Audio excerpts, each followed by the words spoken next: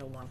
I shall put Lord Anderson at the top of the list to start off with. Lord Alton, David. Thank you, Lord Chairman, and thank you, Minister. Can I move you on from the Antarctic and blue whales to the threats and the consequences of rising sea levels to small island states? And perhaps you could share with the committee how the government's responding to the Pacific Island Forum's 2021 declaration on preserving maritime zones in the face of climate change-related sea level rises. Perhaps you can tell us also whether the government thinks that baselines should ambulate with sea level rise or should they be fixed. How does the government plan to support those affected by sea level rise, and how prepared is the UK to support climate change refugees, especially in the light of the absence of anything in the 1951 Convention or the 1967 protocols protecting such refugees? Just on the first point, I mean, the actual position of the government, unless I'm corrected by colleagues, is that we are still considering what our position is in relation to the proposals by the small island developing states on baselines.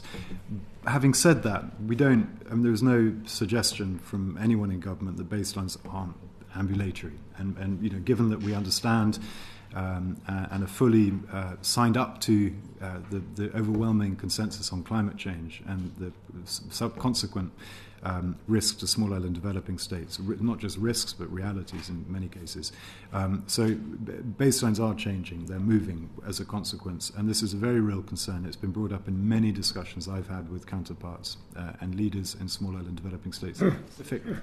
And therefore that needs to be reflected, that reality there, this existential threat to those small island developing states needs to be reflected in our position when we formally reach that position. But I don't think there's any argument internally or externally around the ambulatory nature of these baselines. Yeah, please. So as the Minister said, the UK's just the practice in its own baselines has been ambulatory. Of course, for the purposes of the declaration, the suggestion is that they are fixed in time, effectively, once once they've been promulgated and fixed on charts, and then obviously from there, any maritime boundaries that have been properly negotiated and claimed by them would also be fixed in time. As the Minister said, that in some ways is not set out. The climate change wasn't envisaged, I don't think, when these provisions were negotiated. But obviously, as the Minister said, this is a real problem going forward, not just for our island forum states, but also our overseas territories as well would face the same problems.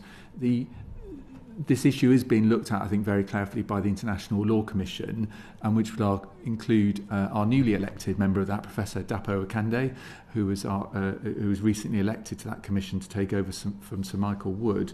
And what they will also be doing is looking at whether the convention, in terms of its rules and practice, would allow this development of an interpretation of the convention to allow this to happen in view of this change, or whether other interpretations or new state practice or declarations or other instruments might be needed to give that certainty. But I think, as the Minister said, this is clearly a very, very important issue, but one where states are not necessarily rushing to come out with a view, because to do so would risk undermining potentially the convention. And even, I think, the Pacific Island Forum Declaration is very conscious of not doing that itself. So it's trying to make sure that balance is struck, and that requires careful consideration, obviously, and discussion with interested states. And we are but one voice in that. Okay, so thank you very much for that. So we well,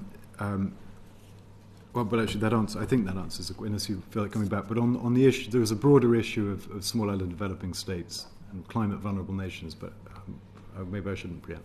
Well, I think you've answered the first part of the question superbly. I'm very, very pleased with the response you've given. But I also asked you about the position of refugees, people who become refugees as a result of what you've described as an existential threat, a man-made threat, and yet because it's come about through the environment or through natural causes, as lawyers see it, they're not covered by the 1951 Convention or the 1967 Protocol.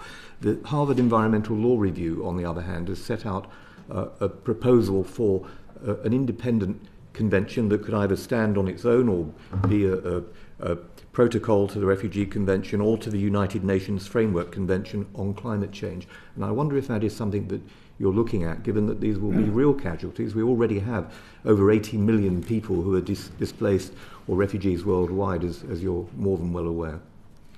Yeah, I mean, and you mentioned when you opened the question that climate change is not recognised under the 1951 Convention, and therefore is not something that can be used to justify either requesting or granting refugee status. That is the current state today. There would be huge resistance to changing that for all the obvious internationally, for all the obvious reasons politically. But equally, and there is the recommendation from an assessment which I think we commissioned was that we should talk about climate-related migration as opposed to climate migrants, to reflect that much migration is not monocausal. But there is no doubt that if trends continue, and even if we do stay within 1.5 degrees, change is inevitable. We know that. Change is already happening in many parts of the world. There are people whose current livelihoods are going to be dashed, and there are people whose homes will no longer be viable. That is unarguable, I think, unless we reject this whole body of science and indeed anecdotal evidence in our eyes. So this is going to be is going sadly to become an increasingly important issue, and therefore an increasingly important question as to how that new reality is recognised by international law. I can't change our position on that now, and I recognise that were that position to change, there would be enormous implications for countries around the world. But to have a position which does not acknowledge the reality of our dependence on the natural world and therefore our displacement when we destroy the natural world is not a viable position long term, or even medium term. Can I? Finally, on that point, though, Minister, the Harvard Environmental Law Review says that by 2050, the number of climate change refugees will dwarf the number of refugees in the world already. Yeah. And given that you've rightly pinpointed that this is going to be a massive issue for the future, is there at least some way in which Her Majesty's government can start to get a discussion going at an international level about what we're going to do about this and tackle the root causes? Yeah. I mean, I strongly agree with the premise of your question. And that discussion needs to happen. It needs to happen internally, but also internationally,